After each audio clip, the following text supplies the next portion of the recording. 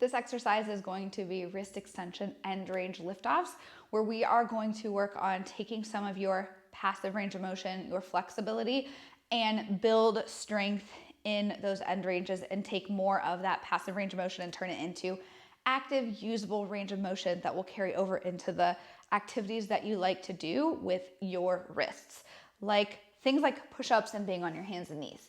So for this exercise, you are going to find your end range wrist extension. Now, depending on what you're doing that day, you might only do one hand, but you can do both hands at a time if you can tolerate it.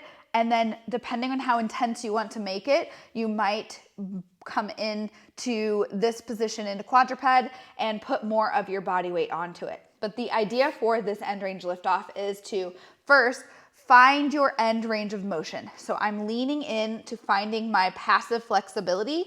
The goal here is to keep the heel of your palm on the ground, glued to the ground, but to get your forearm towards the top of your hand as close as possible. So once you're there, then you're going to try to lift the top of your hand towards your forearm without moving anything. Most people will do that and immediately try to do this. Keep it there, lock those elbows, just find these muscles. Now, we're gonna back out of that movement until we can find a position where you're able to lift the bottoms of your knuckles off the ground. That is going to be the position you do your liftoffs in. So the harder position will be forward, more towards your end range of motion. An easier position will be all the way back here. Depending on how much deficit you have between your active and passive range of motion, you might have to move really far back, but over time you should be able to be in more of a progressed position that's forward on your hands. So find your position by doing that little test, and then from there we can actually do the liftoffs, which is staying put where you are and just being able to lift your hand and hover the knuckles part of your hand, of your palm right up here, off the ground. So we're trying to lift those off the ground and hold.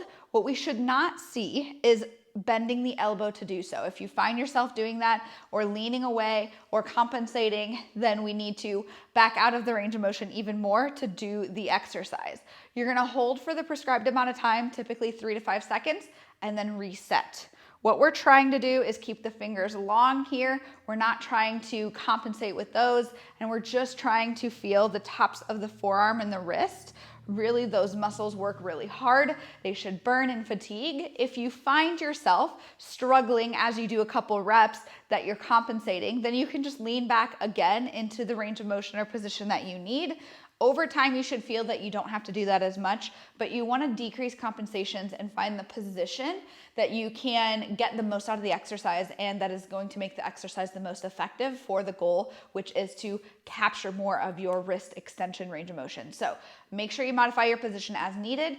Make sure you try to progress positions over time. Be really patient and consistent with these. Mobility work improvements take a long time, but over time you should feel like you are able to be in a further position, and most importantly that your wrist mobility and strength is improving.